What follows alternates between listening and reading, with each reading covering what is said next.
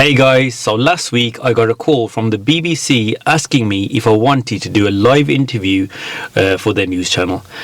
I was a bit shocked, but apparently they'd been watching me on social media and just asked me if I wanted to come on live on air and talk about the driving test and what's going on at the moment. Obviously I said yes, but I'm not going to lie, I was really nervous. And in the video you can tell during the interview that I was nervous. I was like swiveling in my chair, and at one point I like almost forgot. I was like, what shall I say? So obviously these videos that I normally do for YouTube, it's different because if I do mess up, I can edit it out or I can restart the video. But when you're live, it's live. So it was a good experience, a different experience, and I'd like to thank the BBC for giving me the opportunity. And yes guys, so here's the interview. Well, as promised, let's talk to a driving instructor. Pin Binning joins me. He teaches in Wolverhampton. He's also been quite busy on TikTok over the course of the pandemic. We'll talk about that in a moment. Hello Pin, good afternoon. Hi, good afternoon. Well, it's great to have you with us, and it's such a funny thing because even thinking about talking to you is making me feel quite nervous, as if I'm about to go and take a lesson. I wonder how on earth some of your students must be feeling if they've got a test this week and, you know, obviously they haven't been able to have lessons for such a long time.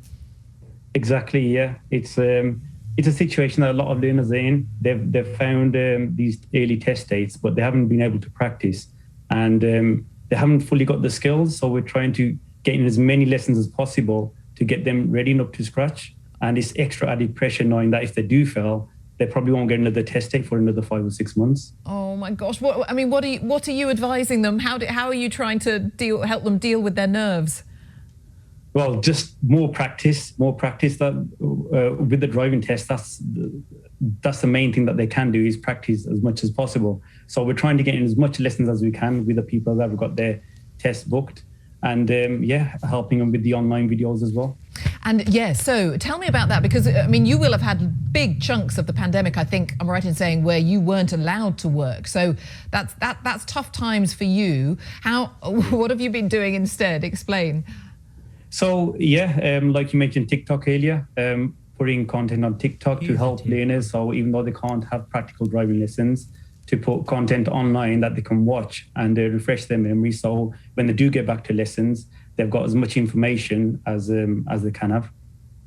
We're just showing a little bit of it now. Looking at these are videos. I was going to try and describe some of these, Pin. I'm not, because I'll just give people bad advice. I mean, you don't want me in your car.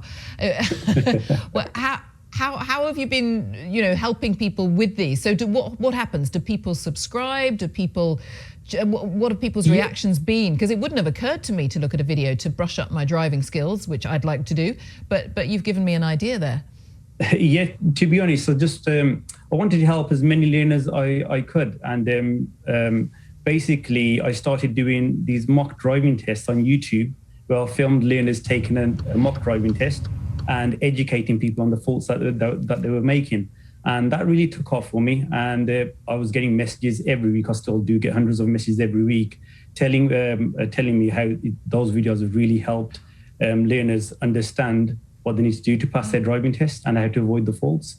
So it's, like I said, it's a really good feeling for me as a driving instructor to be able to help thousands of people rather than one person at a time in the car.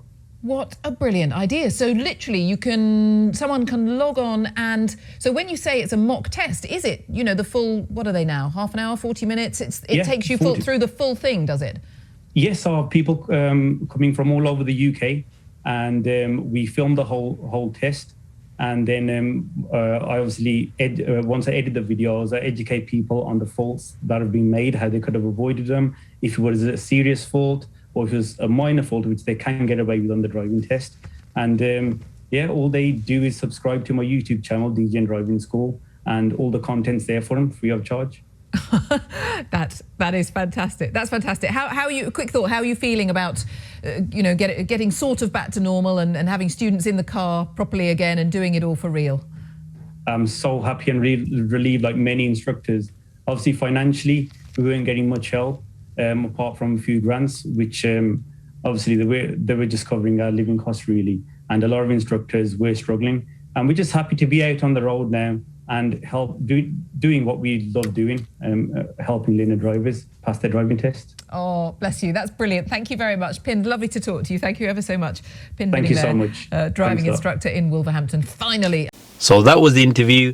Let me know your thoughts in the comments below. And guys, I really appreciate you guys watching and supporting the channel, because without you guys, this wouldn't have been possible.